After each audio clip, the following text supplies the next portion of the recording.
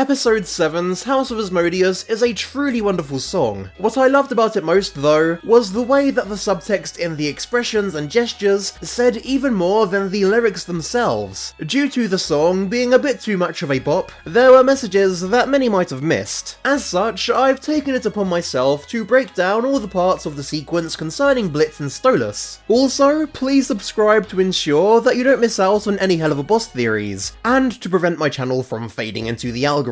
Most don't, so it's much appreciated when you do. My socials are in the description. Now back to the video. That Blitzo? So you're showing your face? Hey everybody! This guy's a total disgrace! When Fizz turns on Blitz after he joins in on the heckling, I don't think he's only looking embarrassed about being called out and ridiculed in public. To me, Blitz looks more betrayed and hurt. He and Fizzarolli used to share a close bond, as revealed in the episode's ending. Even though they no longer have a friendship together, his words still would have stung more because of that. Some nerve you got to comment on a relationship. Last I checked, your love life is a pile of shit! Despite the dates being under false pretenses, Blitz does still genuinely have feelings for Stolas if that one scene in episode 6 is anything to go by. His darting his eyes back and forth at Stolas would most likely indicate that he doesn't want Stolas to know he's no good at relationships, and naturally, Fizz's comment makes Stolas feel more than a little awkward. When Fizz moves closer in on Blitz, he looks absolutely terrified, more than just being startled by having a creepy clown get a little too close to his face. I think it's because he's actually kind of ashamed of himself, and that he feels uncomfortable with Fizz getting a good look at him and judging him. His fear transforms into a scowl immediately after. In my opinion, this is nothing more than a tough front he's putting on to hide the fact that he's feeling sheepish. When Verosika first appears, he manages to maintain his grumpy composure, but that soon crumbles when she starts to get under his skin. Stroke on my blade, yeah, but when it was my turn, he did no reciprocating. Obviously, here she's saying that he was a selfish lover, that only cared about getting himself off and not her. However, she's most likely taking what happened in a more sinister context than it really was. As we learned in episode 6, Blitz pushed her away and made her resent him. When he wasn't trying to get her off in return, it's because he was afraid of opening himself up to her. Or should I say opening her up? I regret saying that. With that being said, it still was selfish of him to do so, and he should have thought more about her feelings if he was willing to enter a relationship with her in the first place.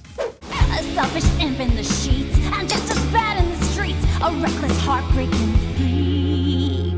Here, Verosika pushes Blitz to the floor in the background, while she's huge and dominant in the foreground. Clearly, this is a clever visual metaphor that represents how small she's making him feel with her words. His initial scowl quickly dissolves into a look of immense guilt and regret, and why wouldn't it? This girl used to love him, and he her. Now she's looking at him with absolute scorn. It must be really painful. It's worth noting that Blitz doesn't once try to defend himself at any point during the sequence, most likely because Blitz is his worst critic, and he agrees with everything they're saying. While he doesn't defend himself, it does inspire Stolas out of his seat. My interpretation of this is that he was planning to come to his aid before OZZIE'S started to rag on him as well. Who's that at your table? Is your data demon Prince? Stolas, is that you? Are you sleeping with an imp? Stolas looks shocked and horrified to be discovered by OZZIE, and I think this moment served as a bit of a reality check. After the comments, he looks around at the audience. I believe this is him having the sudden realization that not only does this impact him and his personal relationships, but with his relationship to the denizens of hell as well. You used to have a smoking wife, a kid, you had it all. I hope you didn't give it up so you and him could get it up.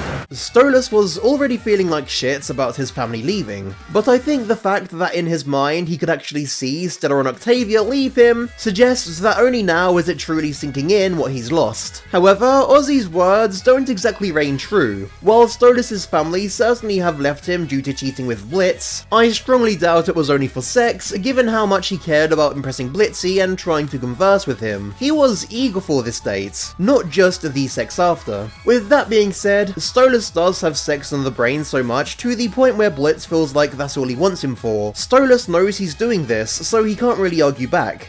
You sold your life for a thrust! Now that's the spirit of love! Blitz can barely look at Stolas here, and I think it's because he feels extremely guilty about not only ruining his reputation, but putting him in this situation for selfish pursuits in the first place. When Stolas hides behind the menu, I think Blitz is absolutely crushed. For one thing, Stolas' embarrassment and lack of objection to the things Asmodeus is saying about him would confirm Blitz's worst beliefs in his mind, and have him believe that Stolas really did sell his life for a thrust, despite the reality being that it was so much more than that for a horny owl. Blitz would also most likely be upset that things between the pair of them are never going to be the same again.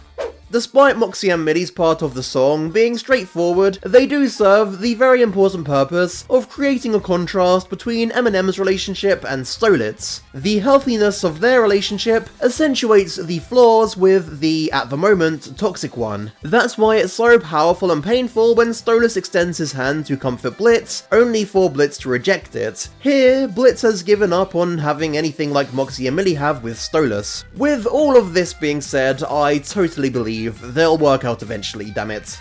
Like the video to support the channel, subscribe for more Helluva Boss reviews and theories, and comment with your thoughts down below. Remember to check out my socials in the description. Thanks so much for watching, and I'll see you next time.